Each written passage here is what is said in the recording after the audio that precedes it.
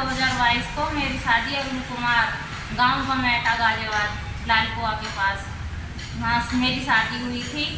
एक हफ्ता बाद मुझे वो मतलब दहेज के लिए क्रेटा कार के लिए बोलने लगे, क्रेटा कार और 10 लाख रुपये लेकर अपने पापा से। अरे क्या गाड़ी दी है ये सिलेरो। फिर मेरी सास और जिठानी ने मुझे 2 महीने गर्भ गिराने वाली दवा भोगे से खाने में मिला के दे दी, जिससे मेरा गर्भपात हो गया। मेरा इलाज मेरे पापा ने करवाया। मेरे मैया ससुरे का लड़का वो मेरा भाई अनिल मेरे घर पे आया था। मैं अकेली थी, उसने मेरे साथ बदतमीजी मेरे कपड़े वपड़े फाड़ दिए थे और मुझे कमरे के अंदर के खींचने लगा बाहर से। मैं जोर जोर से चिल्लाई तो वहाँ पे पड़ोसी आ गए थे और इतने में मौका पाता है नहीं, वो भाग गया। मैंने फिर अपने पति को बताया तो कॉल करके, वो मुझे ले गए यहाँ से, मेरे मायके से मुझे ससुराल के लिए ले गए थे। फिर मैं ससुराल में कुछ दिन बाद मैं बाथरूम में नहा रही थी। मेरे जेठ ग्राइंडर ने बाथरूम का पर्दा हटा के और मेरे साथ ज़बरदस्ती से बलात्कार करने लगा। मैं ज़ोर ज़ोर से चिल्लाई तो इतने में वो जीने पकड़ चल गए, दूसरे वाले मकान में के लिए भाग गया था। बाथरूम में पर्दा ही है, गेट नहीं है। पर्दा लगा हुआ था, गेट नहीं है। पर्दे को हटा के इसमें फिर मैंने अपने पति को, अपनी सास को, सब लोगों को, अन्य लोगों को बताई थी। उन्होंने मेरी बात पे किसी ने विश्वास नहीं किया।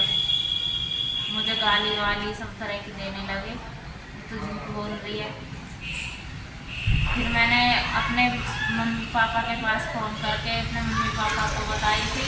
पापा मेरे भैया और मेरे चाचा ताऊ अन्य लोग बहुत सारे वहाँ पे गए थे। उनके साथ भी फिर उन्होंने मारपीट करी थी, मेरे भैया के साथ भी, मेरे पापा के साथ भी, मेरे 2 लोग गए थे उनके साथ। पुलिस कुछ नहीं कह रही, गए कर लेंगे।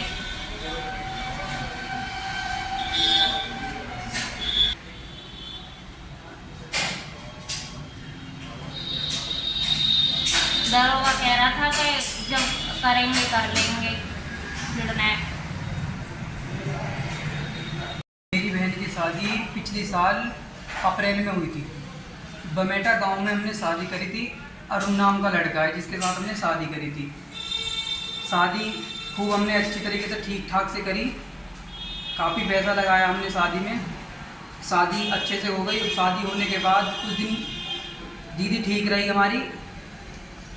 दीदी ठीक रहे होने के बाद उन्होंने परेशान करना चालू कर दिया। परेशान करने में हमने दीदी से पूछा, दीदी क्या बात है। दीदी का फ़ोन आया, दीदी रो रही थी कि ये डिमांड कर रहे हैं 10 लाख रुपए और एक क्रेटा कार। मैंने बोला मेरी कार तो हमने दी थी सिलेरो, तो बोल रहे हैं वो उसकी कार की जरूरत नहीं है, हमें 10 लाख रुपए दो और क्रेटा कार दो, हमें अपना बिजनेस करना है। तो हमने काफ़ी समझाया उन्हें, तो कुछ दिन के लिए शांत हो गए। मामला दीदी को मारना पीटना बंद कर दिया। फिर बाद में उन्होंने फिर ऐसा किया। उसके दौरान दीदी हमारी 2 महीने की गर्भवती हो गई। गर्भवती होने के बाद उसकी जिठानी ने और उसकी सास ने उनको कोई ऐसी दवा खिला दी जिससे उनका बच्चा गिर गया। गिरने के बाद दीदी का फ़ोन आया कि मेरी तबीयत ख़राब है और ये यहाँ पे इलाज नहीं करा रहे हैं मेरा। तो दीदी को हम अपने वहाँ से लेके आए अपने घर लाने के बाद हमने बड़ी मुसीबत से उनका इलाज कराया। इलाज कराने के बाद जब वो दीदी ठीक हो गई तो उनका मामा का लड़का यहाँ पे हमारे घर आके हमारी दीदी के साथ बदतमीजी कर दी उसने। मतलब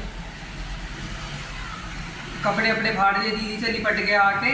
और हम उस टाइम हमारी मम्मी का हाथ टूटा हुआ था, हम पट्टी कराने के लिए गए थे।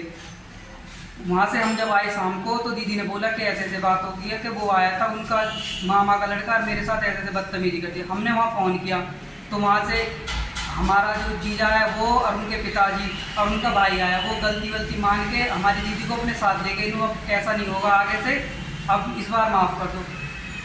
ले जाने के बाद 8-10 दिन बाद उन्होंने फिर मेरी दीदी के साथ ऐसे कर दिया। उसके जेठ ने, वो भी बाथरूम में नहा रही थी, उनके साथ वहीं पे लिपट गया उनका जेठ। फिर दीदी का फ़ोन आया वहाँ से, तो हम यहाँ से गए। यहाँ से जाने के बाद हमने समझाया कि तुम ऐसा कर क्यों रहे हो, तो उन्होंने हम पे भी मारपीट चालू कर दी। मारपीट होने के बाद हमने वहाँ पुलिस को कॉल की। 100 नंबर पर कॉल करने के बाद पुलिस वहाँ पे आई। पुलिस ने हमें बचाया। बचाने के बाद तुरंत हमें वहाँ से घर के लिए रवाना कर दिया। बड़ी मुश्किल से मुकदमा ही लिखाया सर। लिखने के बाद जब मुकदमा लिख गया है तो अभी पुलिस हमारी तरफ से, उन्हें अपनी तरफ से कोई कार्रवाई नहीं कर रही है। बोल रही है कि हम अपने आप कर लेंगे जो हमें करना है, और हम कहीं जाते हैं तो हमें वहाँ से भेज देते हैं, जाओ घर को। अब मुकदमे में तो हम 3 महीने से कंटिन्यू घूम रहे हैं, धक्के खा रहे हैं हर थाने के, हर चौकी के, लेकिन कोई सुनवाई नहीं हो रही है।